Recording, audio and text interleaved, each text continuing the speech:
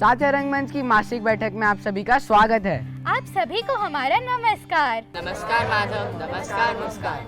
क्या बात है, आपकी आवाज में पहले जैसा दमखम नहीं दिख रहा? क्या तबीयत ठीक नहीं है? क्या बताएं, नहीं पूछो तो ही अच्छा है। क्यों, क्या हो गया? हमें नहीं बताओगे तो किससे बताओगे? कैसे बताएं, हम सभी के साथ कोई ना कोई समस्या चलती ही रहती है। आपके आने से पहले हम यही बात कर रहे थे। किसी को कोई पारिवारिक समस्या है तो किसी को धंधे पानी की, किसी को कोई बीमारी की समस्या है तो किसी को पैसों की तंगी की, किसी को पढ़ाई की समस्या है तो किसी को पास होने की। कोई गांव भर की सड़क, हैंडपंप, पानी, कीचड़ की समस्या में दुबला हो रहा है ना? और किसी की शादी लायक बहन का रिश्ता पक्का नहीं हो रहा है, यही समस्या है ना? आपको कैसे मालूम? अरे माधव, मुस्कान, आप ज्योतिष हो क्या? इसमें ज्योतिष क्या करेगा? यह तो हमारे आसपास होने वाली समस्याएं हैं, यह तो रहेंगी ही। नई समस्या थोड़ी ही आसमान से तोड़कर लाएंगे। और आपने कैसे जान लिया कि आज हम समस्या समाधान पर ही बात करेंगे? तभी तो आज हम सब अपनी समस्याओं का पिटारा खोलकर बैठ गए हैं, सही है ना? तो आज हम सबकी समस्याओं को चुटकियों में सुलझा देंगे। कैसे? आपके पास कोई जादू की छड़ी है क्या? जादू की छड़ी तो नहीं, लेकिन मेरे पास कुछ कागज की पर्चियां हैं। क्या इसमें समस्या निवारण की कोई दवा की पुड़िया बांध कर देंगे? नहीं, समस्या के हल की कोई पुड़िया नहीं कि उसे घटक लिया और समस्या हल हो जाए। आपको अपनी समस्या को पहचान कर उसका हल आप ही को करना है। यह कैसे होगा? मैं सभी को कागज की एक एक पर्ची दूंगा।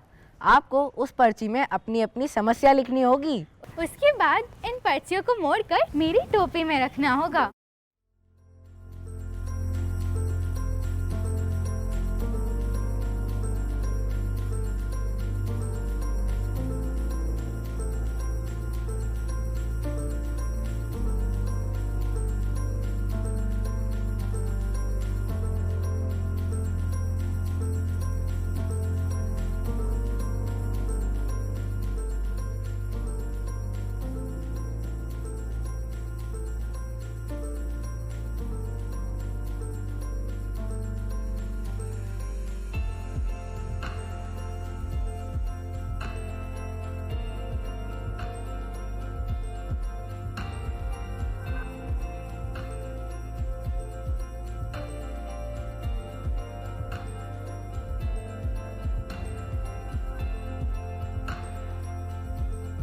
मुस्कान, अब इन चिट्ठियों को अच्छे से मिक्स कर लो, जैसे सेव परमल करते हैं।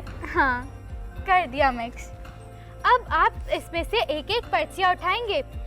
जरूरी नहीं है कि आपकी पर्ची आपको ही मिले।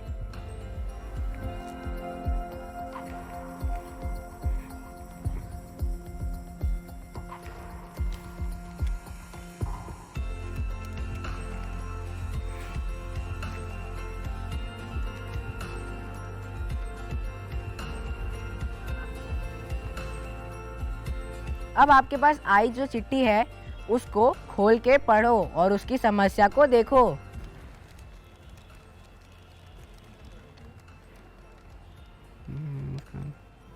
पढ़ लिया? बाप रे, भयंकर! इससे तो हमारी समस्या ही ठीक थी। देखा, जब तक आपकी समस्या आपके पास थी वह विकराल रूप लिए बहुत बड़ी लग रही थी, लेकिन जब आप दूसरों की समस्या से रूबरू हुए, आपको अपनी समस्या छोटी लगने लगी। आपने यह तो सुना ही होगा, दुनिया में कितना गम है, मेरा गम तो कितना कम है। चाहे छोटी हो या बड़ी, समस्या तो समस्या है। अब इसका हल निकाले कैसे? अब हम उसी मुद्दे की ओर आ रहे हैं। अब मैं आपको एक मंत्र देता हूँ। क्या, कब, क्यों और कैसे। क्या ये मंत्र बोलने से हमारी समस्या का हल निकल आएगा? बिल्कुल निकल आएगा। क्या का मतलब तुम्हारी समस्या क्या है? समस्या को पहचानना होगा। जैसे हमारी समस्या ये है कि हमारे हैंडपंप में पानी नहीं आता और गर्मी में तो और हालत खराब रहती है। मतलब आपने समस्या को तो पहचान लिया है। हाँ, यह तो गांव की कई परिवारों की बहुत बड़ी समस्या है। अब दूसरे मंत्र कब पर आते हैं। यह समस्या कब से है? बस 1-2 महीने से है। ठंड का मौसम जाते जाते यह समस्या सर उठाने लग जाती है। और गर्मी में तो हाहाकार ही मच जाता है। और फिर आप तो जानते ही हैं कितनी दूर से पानी लाना पड़ता है। वाह, समस्या कब से है, इसका उत्तर तो आपने खुद ही ढूंढ लिया। अब ये समस्या क्यों है, इसका उत्तर भी हमें ही खोजना होगा। पहले गांव में गिने चुने कुएं थे, खेतों में भी कुएं में मोटर पंप लगाकर सिंचाई होती थी। जगह जगह हैंडपंप और बोरिंग होते ही जा रहे हैं। धरती का पानी तेजी से उपयोग किया जा रहा है, तो समस्या तो आएगी ही। ये समस्या क्यों पैदा हुई, इसके भी उत्तर के आप करीब पहुंच गए हैं। अब इस समस्या का हल कैसे निकाला जाए, इस पर हमें गहराई से सोचना होगा। अगली गर्मी में हमारे हैंडपंप नहीं सूखें, इसके विकल्प आप कैसे सोचेंगे? चलो इस पे विचार करते हैं। क्यों ना हैंडपंप को और गहरा कराया जाए। जो हैंडपंप सूख चुके हैं उनकी जगह जहाँ ज़्यादा पानी है वहाँ हैंडपंप लगाए जाए। अपनी समस्या को आप हल कैसे करेंगे? इसके लिए आपको बेहतर विकल्प कौन सा लग रहा है? इसके लिए तो बस एक ही विकल्प है, वाटर रिचार्जिंग का। आपने देखा हम क्या, कब, क्यों और कैसे इस मंत्र से हमारे संभावित उत्तर तक पहुंच गए हैं। पर इन उपाय का जो परिणाम है वो क्या होगा, हम उसकी समीक्षा अगले साल इन्हीं दिनों होने वाले किसी साझा रंगमंच की बैठक में कर लेंगे। अब हमारे जीवन में आने वाली हर समस्या को पहचान कर उसका हल हम निकाल सकते हैं। देखो दोस्तों, हर किसी के जीवन में समस्याएं तो आती रहती हैं, हमें उससे भागना नहीं बल्कि उससे जूझना है। यह भी सच है कि उम्र के साथ साथ समस्याओं के रूप अलग अलग होते हैं। जब बच्चा छोटा होता है उसे भी कई प्रकार की समस्या होती है, जैसे पेट दुखना, ठंड लगना, भूख लगना। वह अपनी समस्या का हल कैसे करता है? वह रोककर बताता है और माँ को समझ में आ जाता है कि उसे कोई समस्या है और वह उसे दूर करने की पूरी कोशिश करती है। हाँ, जब हम छोटे थे तो हमारी समस्या कितनी अलग थी। बड़ों को हमारी समस्या बेवजह लगती थी। स्कूल का होमवर्क ना होना भी हमें कितनी बड़ी समस्या लगती थी। मेरी अपनी सहेली से लड़ाई और बोलचाल बंद हो जाती थी तो मुझे लगता था कि यह भी बड़ी समस्या है। हम आपस में मिल बैठकर गलतफहमियां दूर कर लेते थे तो फिर बोलचाल शुरू हो जाती थी। उन दिनों क्लास में कभी सर की डांट पड़ती या घर पर मेरी शिकायत पहुंचती तो मानो मेरी जान ही निकल जाती थी।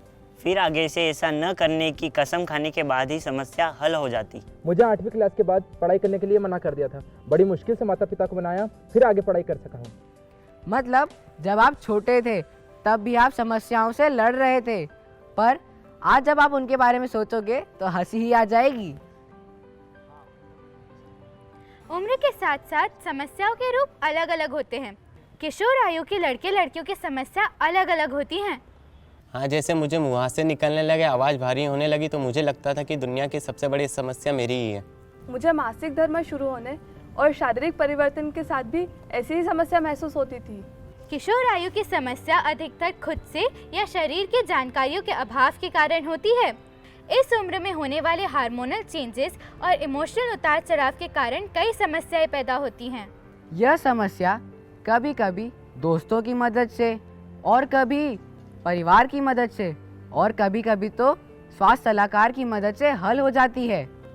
इससे हमें यह तो समझ में आ गया कि कोई भी समस्या हो वह स्थायी नहीं होती।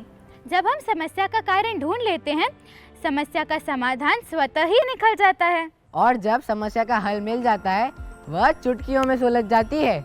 इसीलिए मेरा आप सबसे यही कहना है, कोई भी समस्या हो उससे परेशान न हो, क्योंकि इससे आपकी भूख, नींद, व्यवहार सब पर बुरा असर पड़ता है।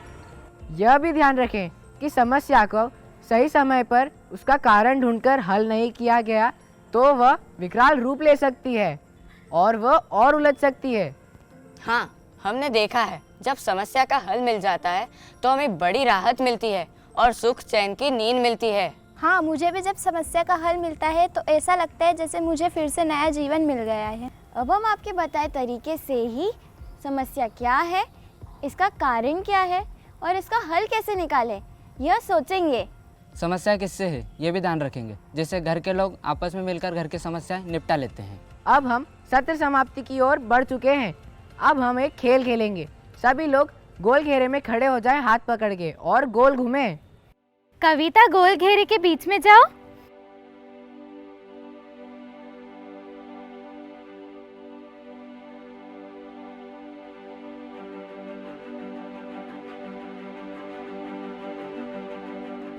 अब तुम यह समझो कि इस गोल घेरे के रूप में तुम्हें समस्याओं ने घेरा हुआ है।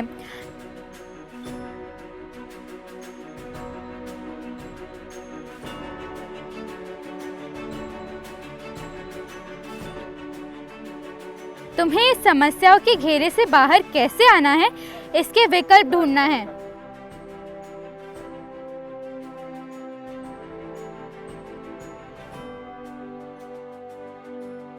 कविता कभी तुम्हारे हाथों की पकड़ छुड़ाने की कोशिश कर रही है,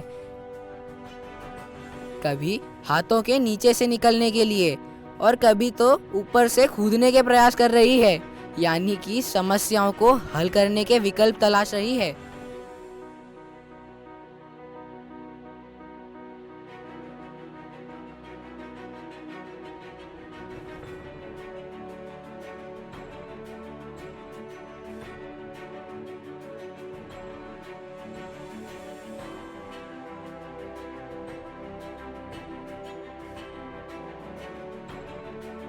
गोल घेरे के रूप में समस्याएं उसे घेरे हुए हैं।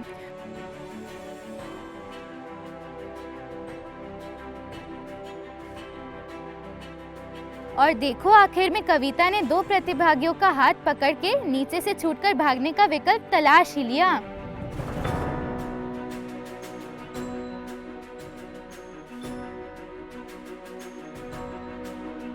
अब अगला प्रतिभागी गोल घेरे में जाएगा।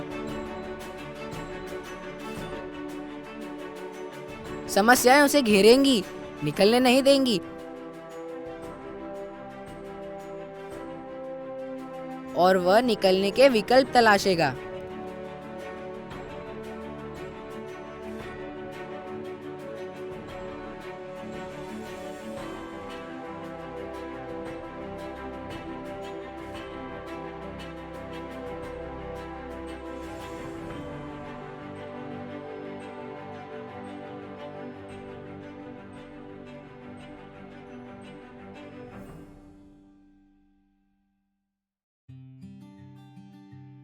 चलो, आज के सत्र में हमने क्या सीखा, हम इसे फिर से दोहरा लेते हैं। हमने सीखा, व्यक्ति के जीवन में कोई ना कोई समस्या तो आती ही रहती है। हमें उससे डरना नहीं, बल्कि उसका सामना करना है। बल्कि सामना ही नहीं, हमें उसे पहचान कर उसे हल भी करना है। हमने यह भी सीखा कि कोई भी समस्या स्थायी नहीं होती। जब हम समस्या को पहचान लेते हैं तो उसका हल भी आसानी से निकाल लेते हैं। कोई भी समस्या को सुलझाने के लिए 4 चीज़ों को हमेशा याद रखें। क्या, समस्या क्या है, कब, समस्या कब से है, क्यों, समस्या क्यों पैदा हुई, कैसे, समस्या का समाधान कैसे निकालें।